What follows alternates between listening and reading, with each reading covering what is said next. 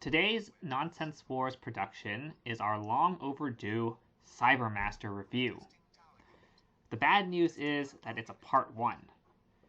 I originally thought we could showcase everything in one video, but the second feature model has a lot of functionality and I don't want to edit a 30-minute video. This time we'll look at how Cybermaster works with some introductory models and at the first feature build, the Crusher and Stinger. Now, I really hate the Cybermaster's UI because you can't distinguish clickable icons from their surroundings when they have no clear labels or outlines. Still, a ton of resources went into the software. It has a ton of animations and a ton of voice acting littered throughout the app, perhaps excessively so. Even explanations of the core Cybermaster components have audio and video attached to them. These renderings don't look terribly good today, but they must have been cutting edge in 1998. Think about what Final Fantasy VII looked like just 1 year prior. Along the bottom of your screen, there are buttons to help you control the movie. Click this middle one to play the entire instructions for one building step. Use these two buttons to progress at your own speed backwards and forwards through the movie. You can choose to move from one frame at a time, or else hold the button down to see how the bricks fit together. Once you've reached the end of one step, hold your mouse button down to go on to the next. Yes, I hadn't forgotten, you know. And finally, use these two buttons if you want to fast forward or backwards through the entire movie to find a particular step. As you can see, LEGO even animated the building steps, something they haven't done in a long time for contemporary digital instructions like those in the 17101 Boost Creative Toolbox. This actually lets them do some fancy things they could not do with static instructions, and we'll see some of that in the main model. For now, the most basic model in the set is the skid steer chassis, a wheel on each hub output and a caster in the rear. Once you build the model, you have to navigate to a different part of the software in order to run it. Then you have to choose the right profile for the particular model, very much like in the current Powered Up app. There is also a cute animation indicating that you lost connectivity with the hub when that happens. No contact between the PC and the mobile unit. You can use the computer to operate the model manually or write a program to run it automatically. The controls for this chassis are very simple: forward, backward, left, right, using the arrow keys. Strangely enough, even though the motors should have encoders, the manual mode does not appear to utilize them, and the model pulls to the side of the weaker motor when going straight. If you're feeling creative, you can program the Cybermaster by recording actions that the various touch sensors can trigger. Recording works like it did in the command center. Unlike the trigger switch in Record and Play, though, these sensors can interrupt your main looping program so that you can build something like a Rock Stupid Rover that goes straight by default and backs up and turns when it hits something. Even though the robot pulls to one side, this still works fairly well.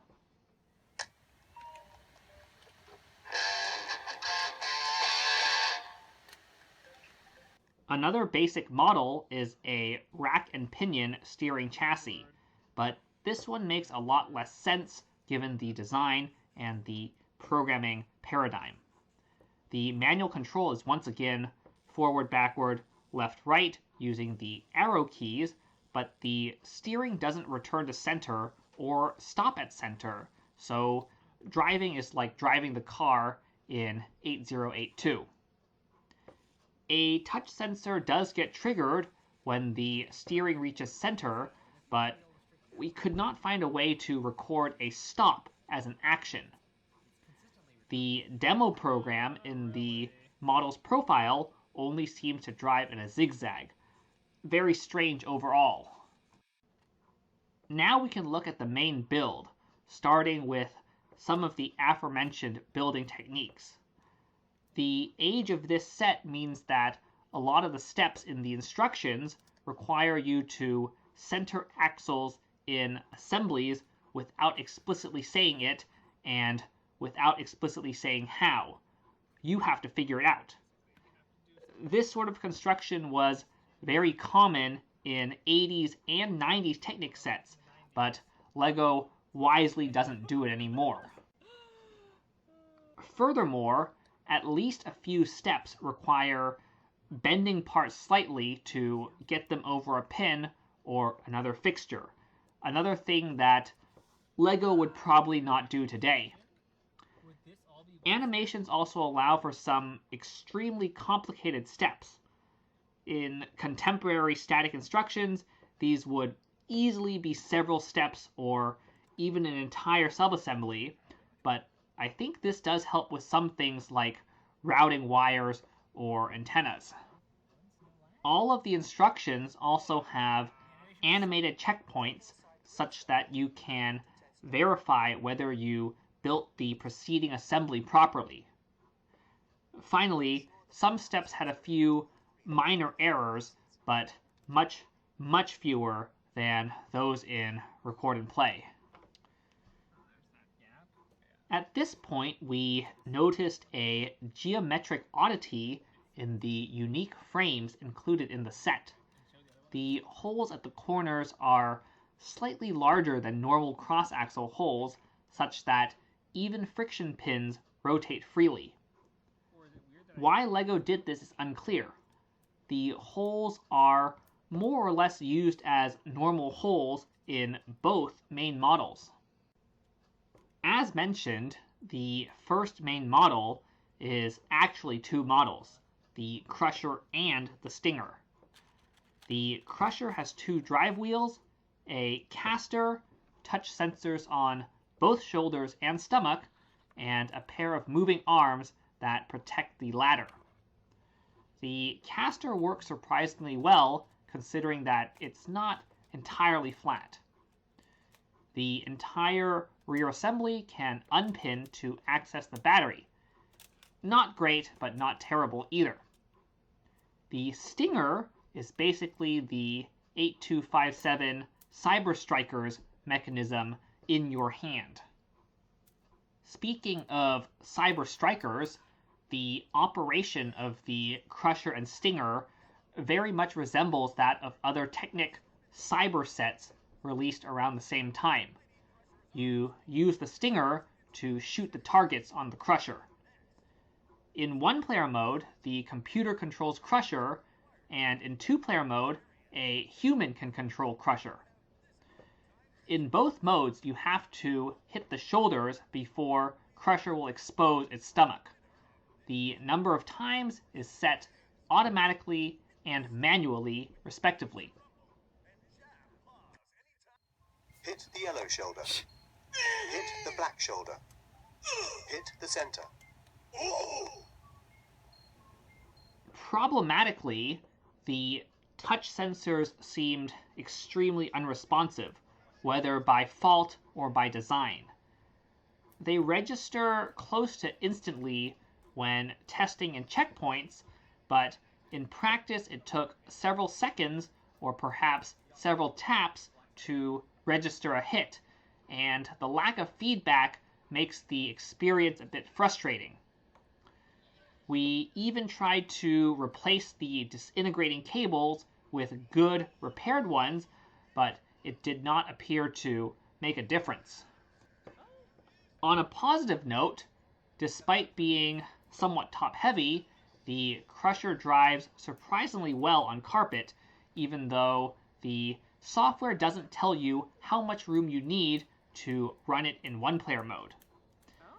To me, this is a surprising oversight for a set that handholds you through so many other things. Without this information, we had Crusher running into obstacles multiple times during testing.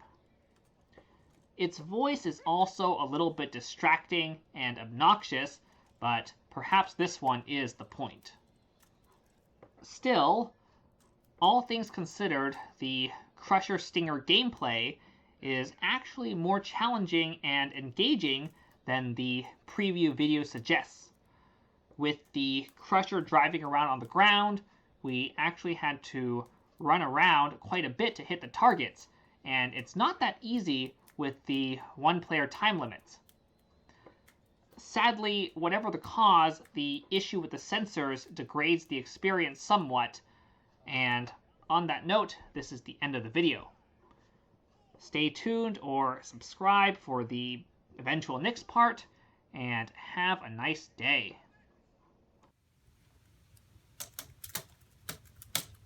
Level 1!